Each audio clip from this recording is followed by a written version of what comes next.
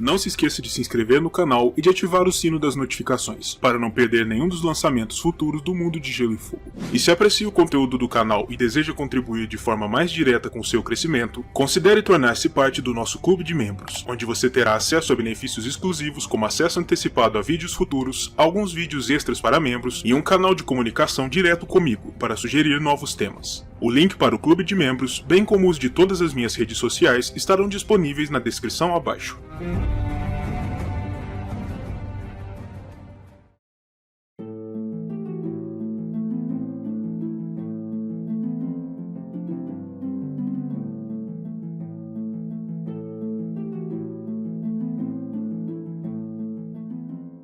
Barf nasceu plebeu, em algum momento em torno do ano 37 após a conquista, em local desconhecido, mas presumivelmente próximo ao Porto Real, como filho de um pobre ferreiro.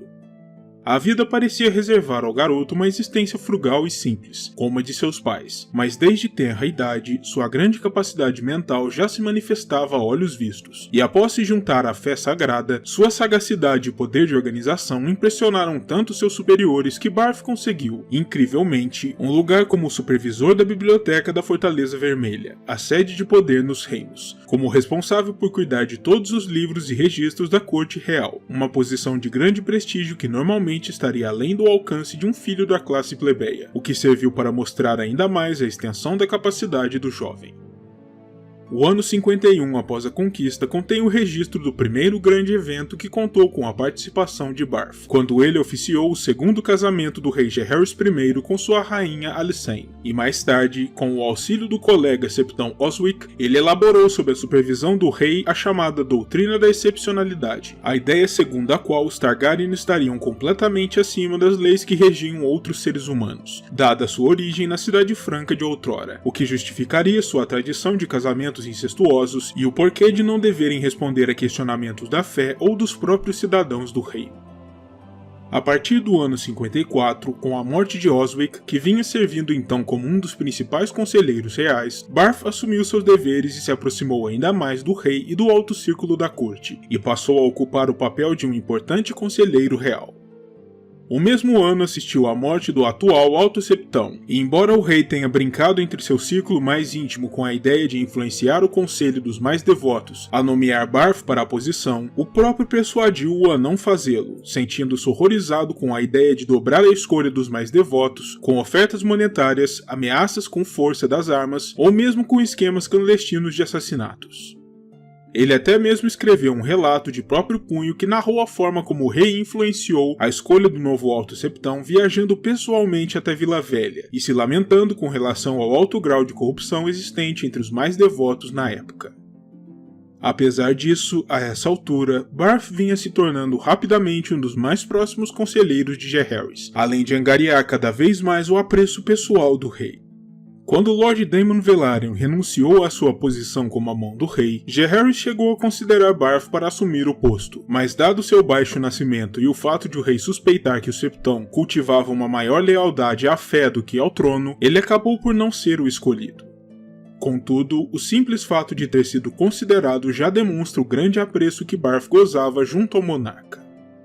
O ano 55 assistiu ao início da codificação da nova Grande Lei Unificada dos Reinos, conduzida por Barf, Jaehaerys, Alysanne, por Grande Mestre Bennifer e por Lord Alben Massey. Era um trabalho formidável, que demoraria décadas para ser concluído, e nesse meio, mais de uma vez, Barf demonstrou sua grande capacidade intelectual, contribuindo 3 vezes mais para a codificação das leis do que qualquer outro membro do grupo formado por Jaehaerys, e o rei não se manteve alheio a essa demonstração de competência.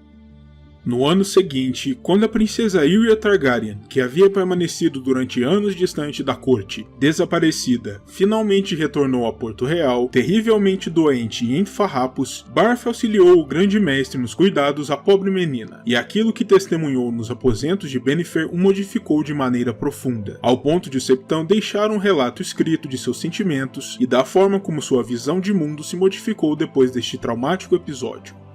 Para conhecer melhor as circunstâncias desse evento, assista ao meu vídeo sobre a trágica vida da princesa Aeria, clicando no link na descrição abaixo ou ao final deste vídeo.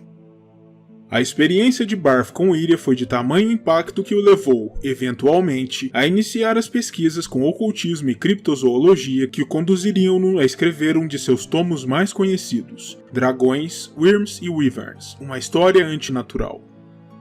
No ano 57, após a renúncia de Lord Miles Smallwood ao cargo de mão do rei, o monarca finalmente se decidiu por apontar Barth para a posição, apesar de todas as ressalvas que poderiam emergir do fato de se tratar de um septão ou de seu nascimento plebeu. Barth reteria a posição por nada menos do que 41 anos, um dos mais longevos detentores do cargo, e se mostraria muito mais do que merecedor da honra.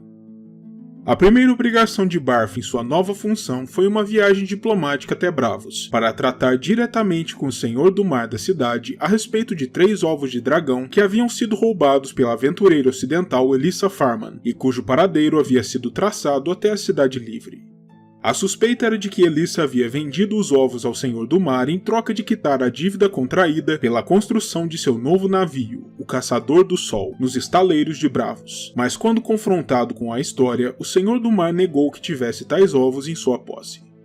Diante disso, não havia mais nada que Barth pudesse fazer sobre a questão, e ele foi forçado a retornar a Porto Real sem os ovos, o que levou alguns lords a afirmarem mais tarde que a nova mão havia decepcionado sua graça ao falhar logo em sua primeira missão. No entanto, isso não era inteiramente verdadeiro, pois ao invés de retornar de mãos completamente vazias, Barth havia costurado com o Senhor do Mar um acordo que previa o perdão de dívidas da coroa para com o Banco de Ferro da cidade, o que simplesmente reduziu o passivo corrente do Trono de Ferro de então pela metade, uma enorme vitória financeira e um grande alívio para o dia a dia da manutenção da corte. Graças a tal grande perdão em suas dívidas, a coroa pôde iniciar diversos projetos com o objetivo de melhorar o padrão de vida dentro da capital, e Jaehaerys discutiu com Barth os termos de tais projetos. A mão insistiu na importância da construção de diversos novos poços de água doce, tanto dentro quanto fora das muralhas, além de afirmar que seria também crucial erguer novos aquedutos e sistemas de canalização de água por toda a cidade, além de 4 cisternas que armazenariam toda a água doce que chegasse à cidade, permitindo aos porto-realenses uma maior segurança no suprimento de água potável, que era afinal de contas vital, tanto em tempos de paz quanto durante momentos de conflitos militares. Barth recebeu para tal empreitada apoio incondicional da rainha Lysane em suas observações, e eventualmente o rei e seu mestre da moeda, Lord Regodras, aprovaram o plano da mão, após a rainha presentear cada um com uma caneca de água tirada diretamente da torrente da Água Negra, e desafiar ambos a tomarem sequer um gole delas. Barth devolveria o favor prestado a si pela rainha no ano 58, quando a apoiou na reunião do conselho convocada por ela, em que pediu que fosse tornado ilegal em todo o reino o direito do senhor à primeira noite, um antigo costume dos primeiros homens que trazia enorme angústia às senhoras nobres, permitindo que os lordes de cada região desfrutassem da primeira noite com uma recém-casada. Logo após um breve mas contundente discurso de Barth, no qual ele explicou de que maneira tal direito entrava em conflito direto com as doutrinas da fé, e em que insistiu que o Alto Septão apoiaria a iniciativa da rainha, o rei finalmente concordou em assinar um decreto tornando a prática ilegal nos 7 reinos, embora a tarefa de reprimir tal costume fosse ser mais difícil do que simplesmente emitir uma ordem régia, e todos soubessem bem disso.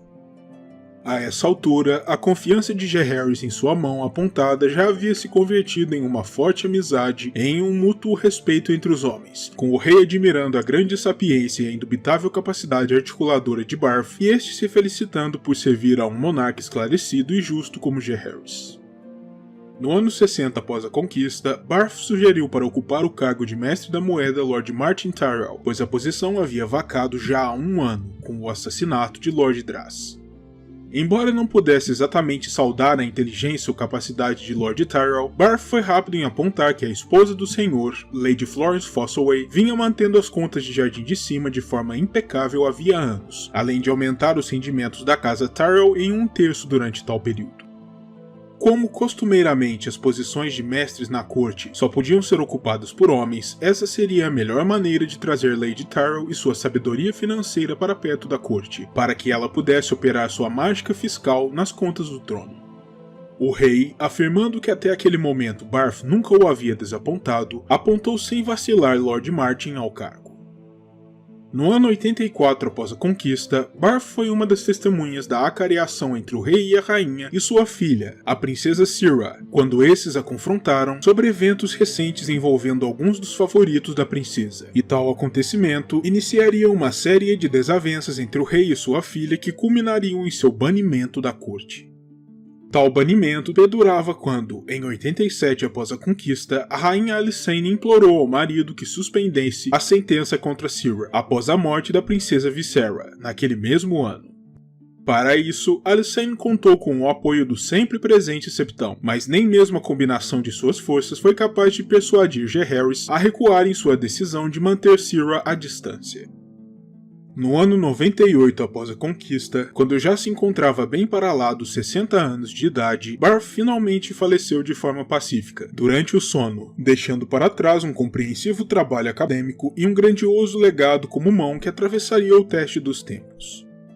Infelizmente para nós, a maior parte dos livros e outros trabalhos escritos pelo Septão seriam incendiados por ordem de Baelor I, o Abençoado, por serem considerados peças de heresia e inconformismo, e o que sobreviveu até nossos dias é apenas uma pequena fração daquilo que foi produzido.